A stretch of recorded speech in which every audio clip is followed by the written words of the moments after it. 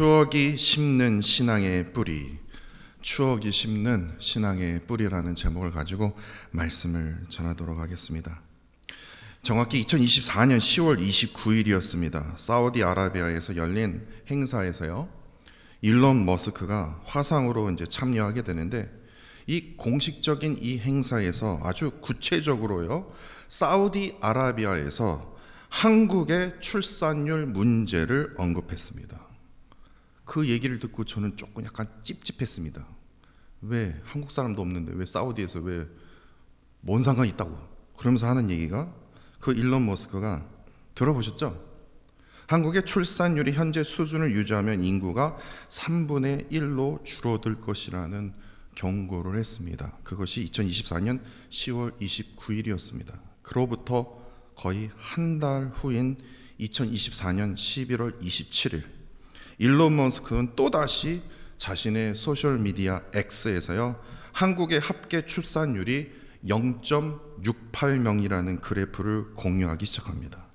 그러면서 앞서 한 달 전에 3분의 1이 아닙니다, 3분의 2가 사라질 수 있습니다 라고 재차 강조해서 한국 저출산 문제의 심각성을 알렸습니다. 그 이후로부터 다른 유명 교수님들이, 외국 교수님들이 나서면서 이거는 미친 거다, 이거는 크레이지다 라고 얘기할 정도로 한국 저출산 문제는요, 엄청나게 심각합니다.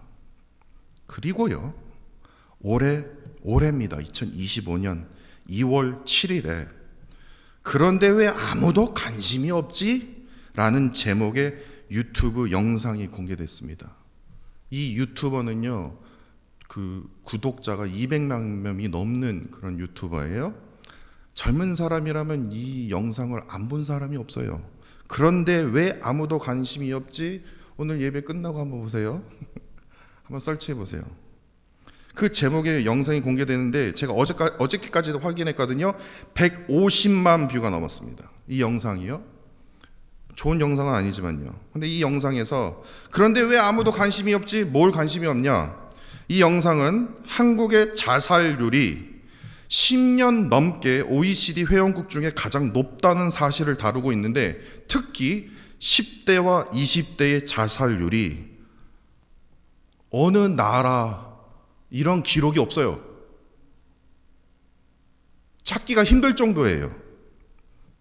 10대, 20대의 자살률이 매우 높은 상황을 지적하고 있는데, 그 유튜버가 하는 얘기가 이렇게 조용한 게 신기하다, 이렇게 심각한데 지금 정부는 뭐 하고 있나, 사람들은 지금 뭐 하고 있나, 이게 말이 안 되는 게 그냥 조용한 것 같아요. 그런데 왜 조용한지 모르겠어요. 제가 하는 얘기가 아니라 그 유튜버가 하는 얘기입니다. 지금 이 순간에도 자살하고 있어요. 이번 주도 어느 유명한 사람이 또 자살했죠. 저번 주도 또 자살했죠. 10대, 20대가요 심각합니다. 근데 이거에 대해서 말하는 교회, 목사, 정부 아무도 없어요. 저출산에다가 자살률까지. 야, 심각하다니까요. 이러한 상황이 하나님, 한숨이 나오더라고요.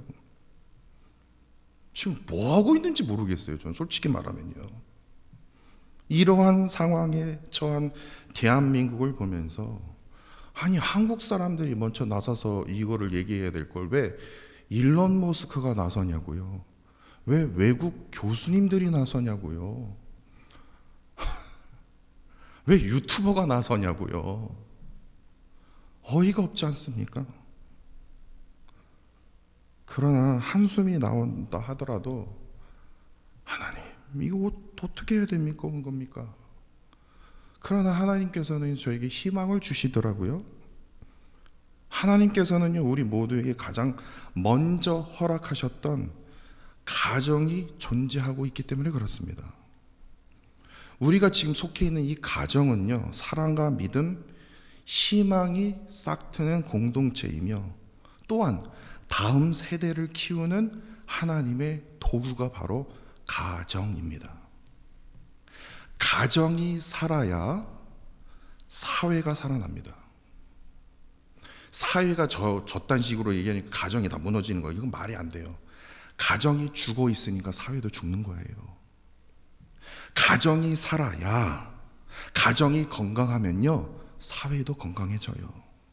그리고 그러한 사회는요, 바른 정치를 이룰 수 있어요.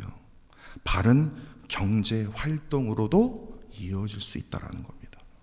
다시 말해서 가정의 회복은요, 곧 사회와 나라의 회복을 의미한다고 저는 생각합니다.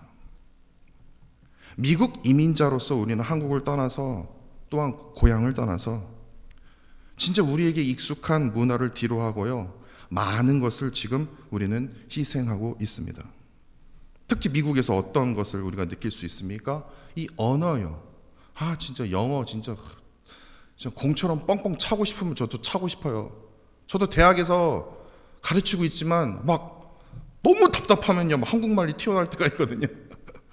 이 언어 장벽이요, 아무리 공부 많이 해도요, 이 언어 장벽은요, 경제적 압박이요, 문화적 적응이라는 이런 새로운 도전에 뭐 오래 살든 적게 살든 똑같아요. 그것을 우리가 느낄 수 있다는 거예요. 뿐만 아니라 때론 외로움이요, 이 정체성의 갈등 속에서 우리의 뿌리를 잃을까 봐 두렵기도 한다는 거예요. 그럼에도 불구하고도 우리의 가정은 여전히 하나님께서 우리에게 주신 가장 선물이라는 것, 또한 올바른 신앙과 성경적 가치관입니다. 내 삶의 가치관이 아니라, 그거 제발 좀 말하지 마세요. 아이들에게 통하지도 않아요.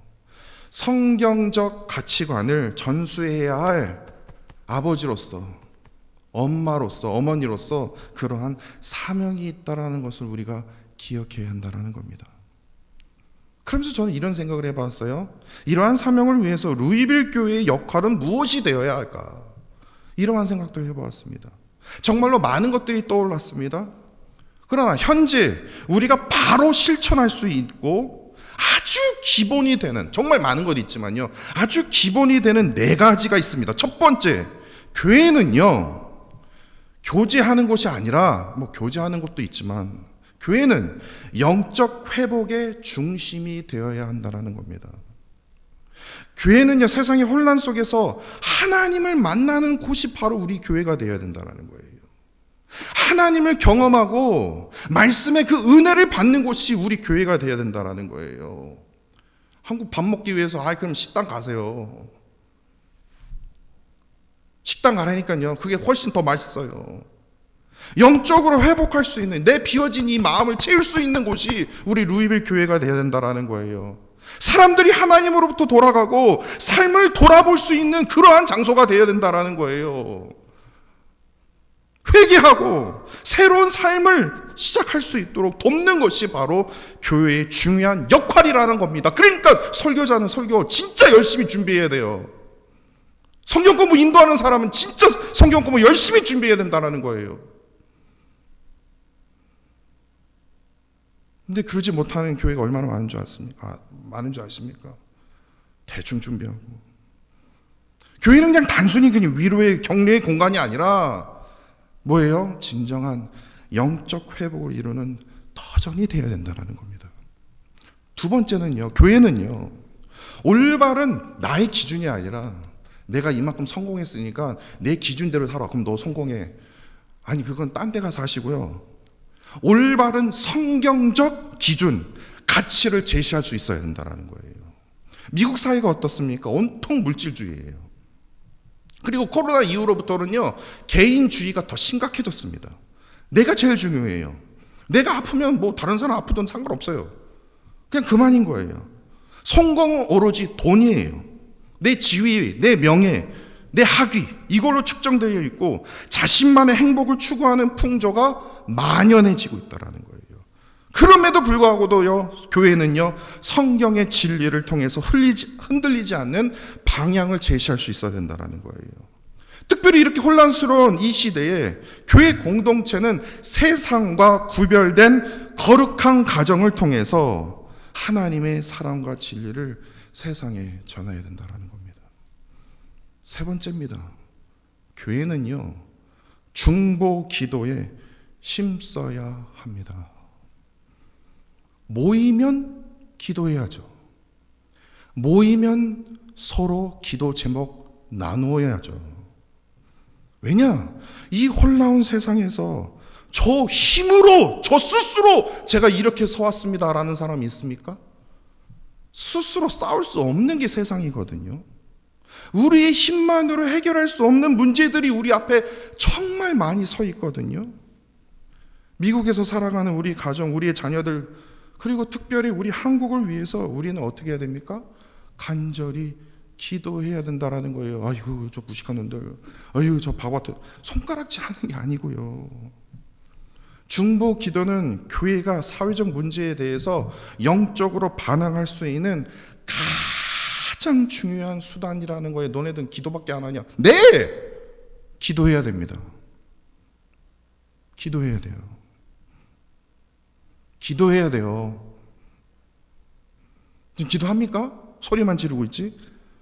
기도는 하나님께서 역사하게 하는 가장 강력한 무기로 우리는 믿고 있기 때문에 그래요. 기도해봤자 소용없어. 사회상 가서 소리 질러야 돼. 펜만 들고 가야 돼. 그래야지 변하는 거야. 그럼 세상 사람들과 똑같잖아요. 다시 한번 말씀드리지만 기도는 하나님께서 역사하시게 하는 가장 강력한 무기라는 겁니다. 내가 변하든 세상이 변하든 하나님께서 역사하신다니까요. 우리의 절망을 희망으로 바꿔주신다라는 거예요. 우리의 약함을 강함으로 바꿔주신다라는 거예요. 세상에서 아무리 부르짖고 부러져봐요. 내 약함이 강함으로 변합니까? 나의 절망이 막 희망으로 변합니까? 아우, 내가 팻말 두고 내가 그냥 삿대질 하면서 그냥 소리를 꼬레꼬레 질리니까 내가 희망이 보여. 그런 소리 들어보셨습니까? 내 약함을 그냥 세상 사람들에게 토로하니까 내가 더 강해진 것 같아. 그런 소리 들어보셨습니까? 네 번째, 교회는요, 성도들을 교육하고 훈련하는 곳이 되어야 됩니다. 우리 교회는요, 이민자 자녀들이 정체성을 찾고요, 부모와 소통하고 하나님의 뜻을 실천할 수 있도록 도와야 된다는 겁니다. 그 역할을 교회에게 맡기지 마십시오. 부모가 해야 된다는 거예요. 부모가 그렇기 때문에 교회에서 교육을 받아야 된다는 거예요. 이를 위해서 구역 모임, 성경 공부를 통해서 성경을 바르게 배워야 됩니다. 성경 1독, 2독, 3독, 4독보다 더 중요한 게 성경의 의미예요. 하나님의 뜻이에요. 기도 훈련을 통해서 하나님의 뜻을 실천할 수 있는 그 방법, 그 지혜를 우리가 깨달아야 된다는 거예요. 일주일에 한 번만 하면 제가 얼마나 좋겠어요. 근데 그러지 않는다라는 겁니다. 어떻게든 우리는 모이면서 하나님의 말씀을 묵상하면서 배우면서 기도해야 돼요.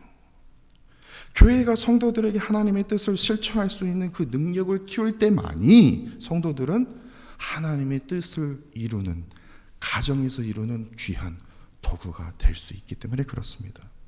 이런 의미에서 오늘 본문 말씀을 보시면요, 깊은 교훈을 발견할 수 있습니다. 사도 바울은요, 본문 10절과 11절에요, 디도에게 이렇게 아주 강하게 당부하고 있습니다. 뭐라고 하냐? 불순종하고 헛된 말을 하며 속이는 이 할례파의 입을 막으래요.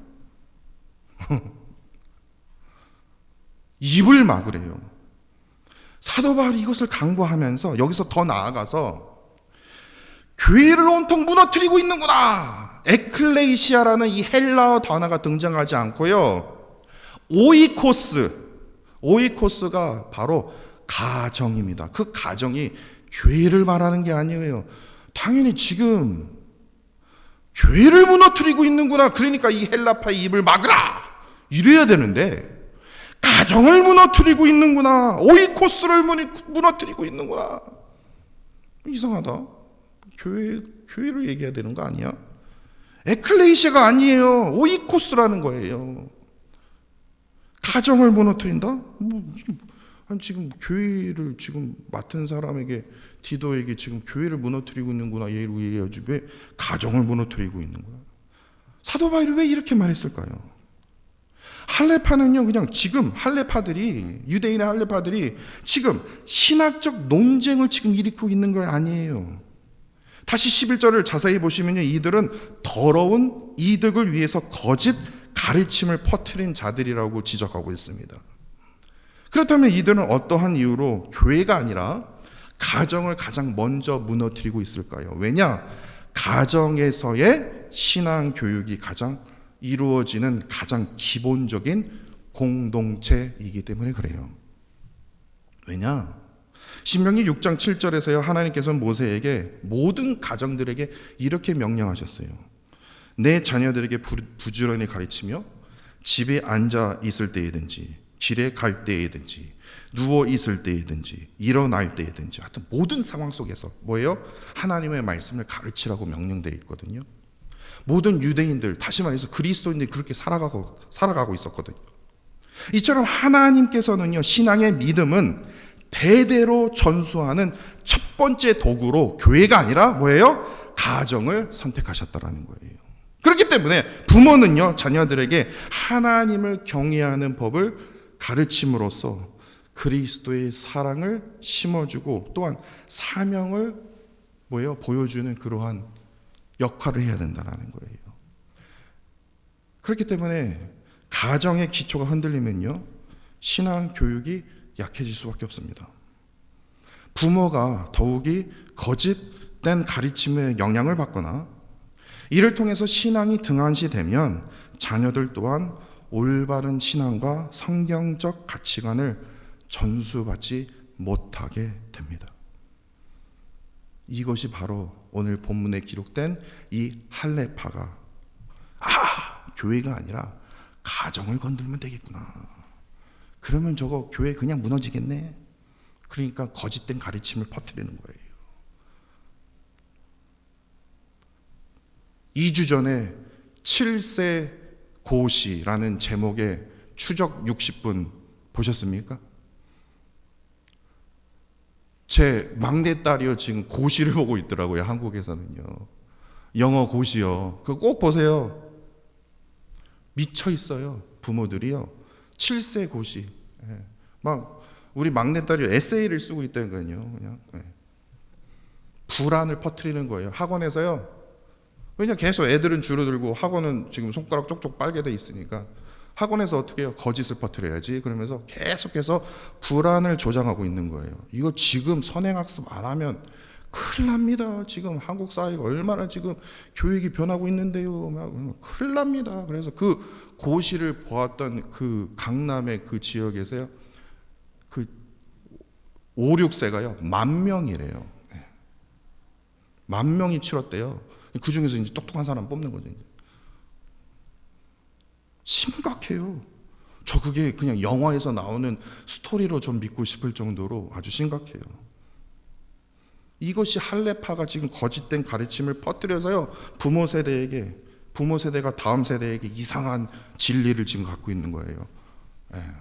야, 7살, 저 예나한테 하여튼 다시 말해서 성경적 진리를 온전히 전달하지 못하도록 만드는 이유라는 거예요. 부모가 신앙을 떠나거나 잘못된 가치를 받아들일 때 어떻게 될까요? 자녀들은요, 하나님을 떠날 수밖에 없어요. 왜 칼리지 애들이 왜 신앙을 떠날까요? 부모 때문에 그런 거예요. 참으로 죄송한 말씀이면 부모 때문에 그러는 거예요. 왜냐면 부모가 교회에서 맨날, 죄송한 말씀이지만 맨날 싸우는 것 같거든요.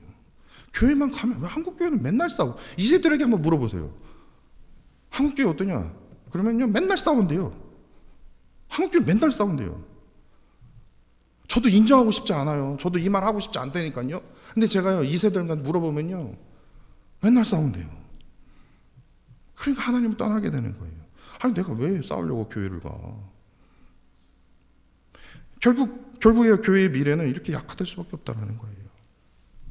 사실 이런 문제에 대해서 생각해 본다면 한국의 저출산 문제, 자살 문제는요, 미국에서의 이민자의 삶과 다르지 않는다라는 거예요.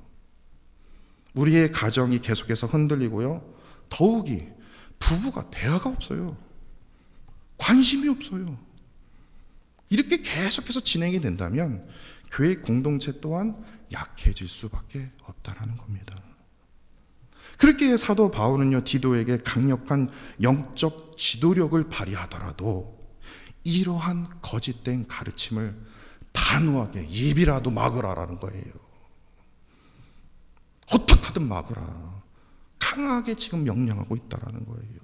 그리고 나서 본문 13절과 14절에서 사도 바울은 이렇게 말합니다. 그러므로 내가 디도는 그들을 엄히 꾸짖으라. 볼 것도 없다라는 거야. 엄히 꾸짖으라. 이는 그들로 하여금 믿음을 온전하게 하고 유대인의 허탄한 이야기와 진리를 배반하는 사람들의 명령을 따르지 않게 하려 함이라. 이는 교회의 근간이 되는 그 가정을 지키기 위해서는 사도 바울이 디도에게 아주 엄중한 책임을 지금 부여하고 있음을 우리가 보게 됩니다. 가정이 바로 서야 신앙 교육이 바르게 이루어질 수 있습니다. 신앙 교육이 가정에 살아 있어야 교회가 든든히 세워갈 수 있는 겁니다. 그러나 세상의 거짓된 가르침에 계속해서 가정이 흔들리고 있다면 교회 또한 점점 약화될 수밖에 없다라는 거예요. 이민자로서 새로운 문화와 가치의 유혹에 지금 직면해 있음에도 불구하고도 우리의 교회는요, 우리의 가정은 말씀의 그 진리를 지키는 요새가 되어야 한다고 저는 믿습니다. 이런 의미에서 우리가 생각해 본다면 우리 루이빌 교회가요, 성경적 가치관을 수호하고 가정을 신앙의 중심으로 세우는 역할을 감당해야 한다는 그러한 깊은 깨달음을 느끼게 됩니다. 사도 바울이 디도에게 당부한 것처럼요, 우리 루이빌 교회는요, 가정을 지켜야 됩니다. 거짓된 그 가르침과 혼란에 앞서 말씀의 그 진리를 세우는 일에 더욱 힘써야 된다고요. 가정은 무너지고 있는데 무슨 선교예요. 가정은 우리에게 먼저 하나님께서 우리에게 맡겨주셨는데, 가정은 무너지고 있는데 앞으로 우리가 어떻게 선교를 할 수 있냐고요.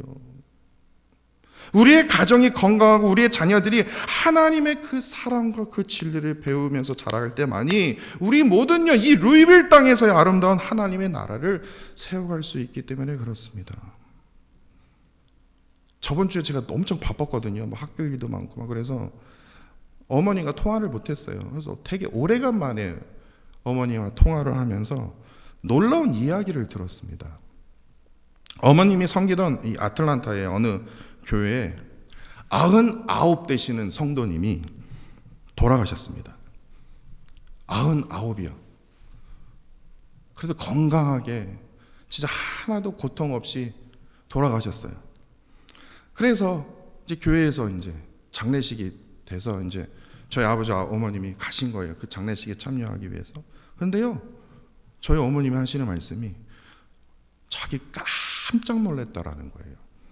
뭐 때문에요? 99에 돌아가셨어요? 아니, 세상에 요한아, 그 손자 손녀들이 할아버지 장례식에서 그렇게 울기 시작하는데 나 그런 모습 처음 보았다? 이 말을 하는 거예요. 99 되시는 그 자녀들이 아니 손자 손녀들이 자기 엄마 아빠 돌아가시는 것처럼 울더라는 거예요.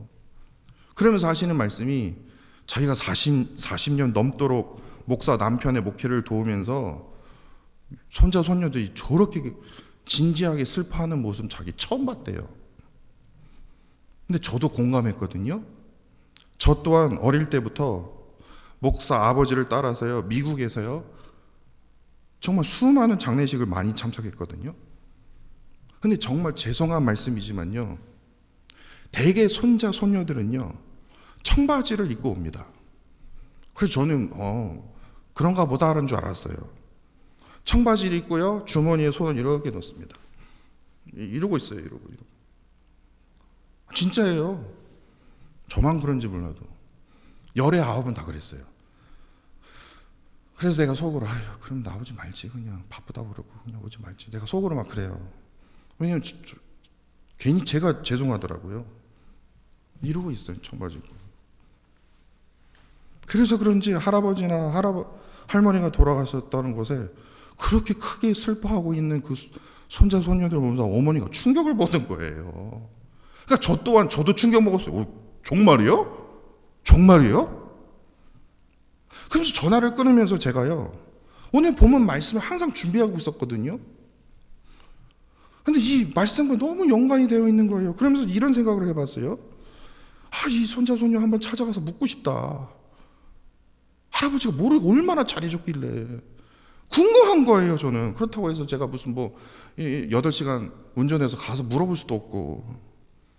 근데 기도하다가요, 하나님이 저에게 아주 기발한 그 은혜를 깨닫게 해주셨는데, 저에게는 은혜가 되었습니다.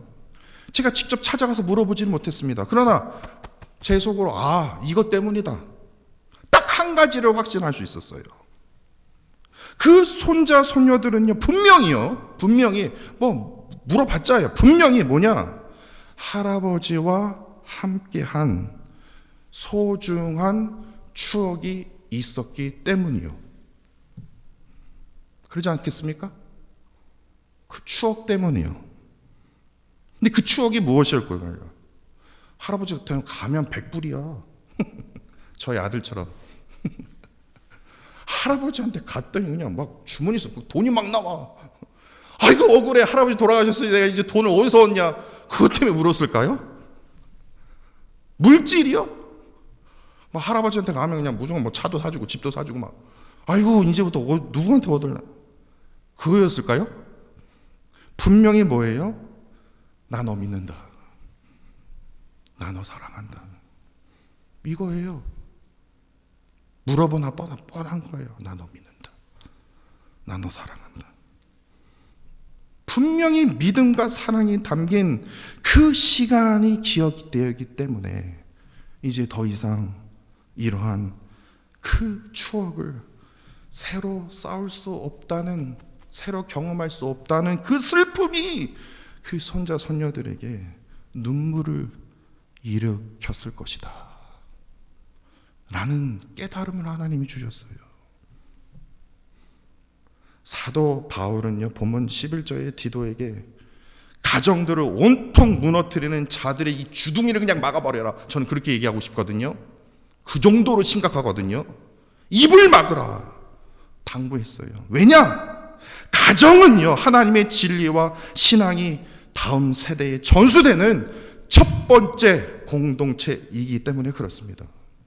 가정은요, 신앙의 그 씨앗이 뿌려지는 곳이며, 그 씨앗은 부모와 자녀가 나누는 내가 너를 믿는다, 내가 너 사랑해, 그 추억 속에 자라나기 때문에 그렇습니다. 자녀들에게 가장 필요한 게 돈이 아니에요. 좋은 대학교가 아니라는 거예요. 물질이 아니다라는 거예요. 그 자녀들에게 가장 필요한 것은 뭐예요? 나를 믿어주는 거예요. 나를 온전히 사랑해 주는 거예요. 그게 첫 번째거든요. 그런데 그러지 못한다라는 거예요. 부모와 함께한 그 믿음과 사랑의 그 순간들이 그들에게 가장 필요하다라는 거예요. 헬라파가 가정을 공격한 이유는 그 추억을 통해서 전해지는 그 신앙을 빼앗으려고 했기 때문에 아마도 그러지 않았을까. 그런데 참으로 안타까운 현실은 어떻습니까? 이민 생활이 너무나 바빠요. 이민 생활이 너무나 고달프다라는 거예요. 야, 내 몸 신경 쓰기도 지금 힘들어 죽겠는데 네가 니네들 알아서 해라. 문화적 갈등과 여러 가지 갈등들이 있기 때문에 이민 생활이 너무나 힘들다라는 거예요. 그렇기 때문에 어떻게 해요? 결국엔 가정의 소중한 시간을, 가정과 함께할 그 시간을 우리가 앗아가고 있다라는 거예요. 그냥 돈만 해주고 차 사주고 집 사주고 그러면 되겠지 그게 이민 생활이라는 거예요. 정말 참으로 혼란스러운 곳이 세상이거든요. AI가 이제 발달되면 더 혼란스럽거든요. 혼란스러운 세상에서 말로 표현할 못할 정도로 지금 상처를 받고 있거든요, 자녀들이요. 근데 우리는 계속 가르치려고만 해요. 계속해서 고치려고만 해요. 내가 너 믿는다, 내가 너 사랑한다 말하기 전에 계속 가르치려고 한다는 거예요. 고치려고 한다는 거예요. 우리가 가장 먼저 쌓아야 할 것이 뭐예요? 하나님께서 우리에게 주신 믿음과 사랑이 담긴 소중한 추억이라는 겁니다. 이는 그 신앙을 전하는 강력한 방법이라고 저는 믿습니다. 그러므로 루이빌 교회 성도 여러분, 우리는 가정을요 무엇으로 지켜야 됩니까? 신앙으로 지켜야 됩니다. 신앙밖에 없어요. 더 나아가 자녀와 함께 기도해야 됩니다. 말씀 나누세요. 저 말씀 잘 모르거든요. 그러면 자녀 안아주면서 나 너 믿는다, 나 너 사랑한다, 그 말만 해주세요. 아니 그냥 귀에 피나게 해주세요. 사랑을 전해주세요. 짧은 시간이라도 같이 아이들과 게임도 해주세요. 내가 관심이 없어도 물어보세요. 게임 같이 해주라니까요. 그러한 추억, 그 믿음을 갖는, 사랑을 갖는, 느껴지는 그러한 추억을 우리가 먼저 쌓아가야 된다는 거예요. 우리의 가정이 신앙의 중심이 될 때 우리 루이빌 교회는요 이 땅에서 하나님의 나라를 위한 다음 세대의 신앙을 키워낼 것이라고 저는 믿습니다.